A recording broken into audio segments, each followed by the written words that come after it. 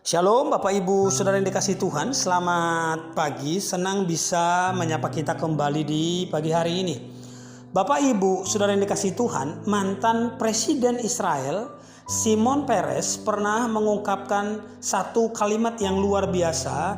Dia mengatakan begini Bapak Ibu, "Business is not product, business is relation."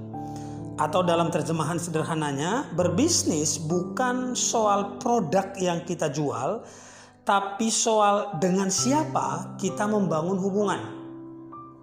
Nah, bayangkan Bapak Ibu, meski kita punya banyak produk, tapi kalau kita tidak punya relasi, maka kepada siapa kita bisa menawarkannya?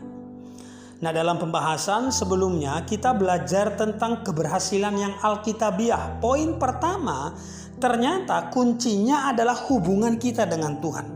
Ketika hubungan kita dengan Tuhan itu baik, ketika hubungan kita dengan Tuhan itu intim, maka ada satu janji yang diberikan oleh Tuhan, ada keberhasilan yang Tuhan jamin dalam hidup kita.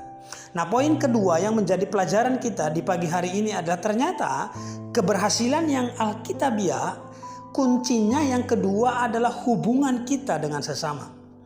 Nah, dalam Mazmur pasal 1 ayat 3 dikatakan begini Bapak Ibu. Ia seperti pohon yang ditanam di tepi aliran air, yang menghasilkan buahnya pada musimnya dan yang tidak layu daunnya. Apa saja yang diperbuatnya berhasil. Nah, ayat ini Bapak Ibu, kalau kita baca secara lengkap, ayat ini menjelaskan bahwa orang yang berhasil itu seperti pohon yang ditanam di tepi aliran air. Saya ulang Bapak Ibu, ayat ini memberikan gambaran kepada kita bahwa orang berhasil itu seperti pohon yang ditanam di tepi aliran air. Pohon itu bisa bertumbuh dan berbuah bukan karena kemampuan dari dirinya sendiri, tapi ada kontribusi dari yang lain. Kontribusi dari mana Bapak Ibu? Kontribusi dari air. Jadi pohon itu bisa bertumbuh, dia bisa berbuah, punya daun yang lebat, itu karena kontribusi dari pihak lain, dari air.